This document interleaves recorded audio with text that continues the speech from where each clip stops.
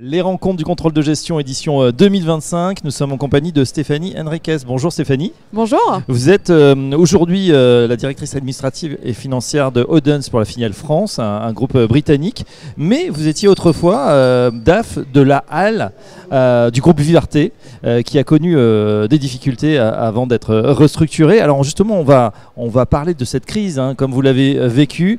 Alors il y a une conjonction entre les gilets jaunes, entre un modèle qui s'épuise un petit peu, peut-être trop d'ouverture à un moment, et donc vous rentrez dans cette crise. Comment ça s'est passé, comment vous l'avez traversé, comment vous l'avez vécu à cette époque? Donc moi j'ai rejoint le groupe effectivement en tant que directrice du contrôle financier de Vivarté en 2016. Donc le groupe était déjà très fragilisé par tout ce que vous venez de citer et par aussi une grosse dette, puisque le groupe Vivarté c'est un gros LBO, l'un des plus gros LBO retail sur la place de Paris de ces dernières années, et donc une dette qui a beaucoup pesé, en particulier dans ce contexte économique qui était plus très brillant. Et donc du coup ça a été très compliqué. On a multiplié les procédures amiables pour le coup pour essayer d'aménager cette dette qui pesait sur le groupe. Et puis ce qui a précipité la chute du groupe, c'est la crise du Covid. Oui, puisque le Covid en 2020 ça a été le coup de grâce. Moi j'ai pris mon poste en tant que directrice financière de la Halle, qui était l'une des plus grosses filiales du groupe début 2020. Donc juste 2 mois avant que le président Macron annonce le confinement. Et effectivement, j'ai été au cœur de la crise à ce moment-là. Ouais, et vous dites au cœur de cette crise, justement, l'important c'était de sauver, d'avoir le cash pour pouvoir payer les salaires à la fin du mois. Du jour au lendemain, on apprend qu'on va fermer effectivement les 800 magasins La Halle, avec la situation de trésorerie qu'on connaissait du groupe et couplé au fait qu'on n'a eu aucun PGE, parce qu'il n'y a plus aucune banque qui a voulu prêter au groupe, même garanti par l'État. Oui. Et donc du coup, il faut absolument essayer au quotidien de sauver le cash.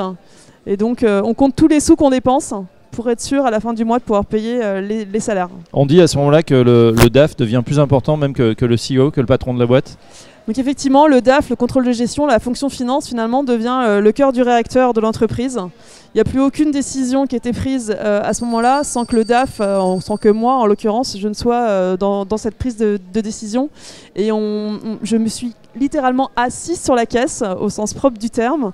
Et on ne payait que ce qui devait absolument être essentiel pour la gestion quotidienne de la société. Ouais, on préserve évidemment les salaires. Ce qui est difficile, c'est vos partenaires, les fournisseurs. Littéralement, vous les plantez, on peut dire. Absolument, on plante nos fournisseurs du jour au lendemain, puisqu'on a placé la Halle évidemment assez rapidement derrière le confinement en procédure de sauvegarde. Donc qui dit procédure de sauvegarde dit gel des dettes. Donc on doit apprendre à nos partenaires qui souvent nous suivent la Halle depuis déjà plusieurs années, qu'on ne les paiera pas.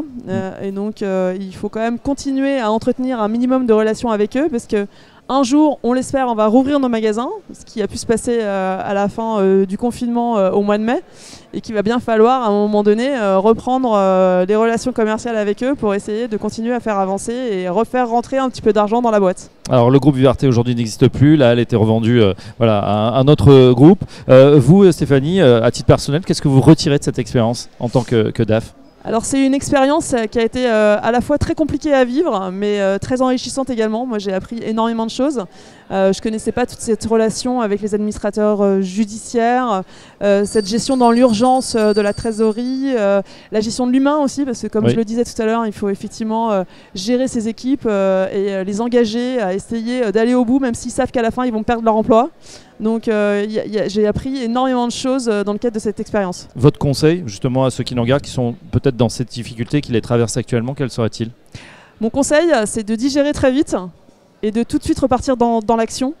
Parce que finalement, c'est vraiment dans l'action qu'on nous attend, et c'est ça qui permet de ne pas forcément penser à ce qui va se passer après, mais d'essayer de faire en sorte que ça se passe bien tout de suite pour la société. Et d'être orienté solution.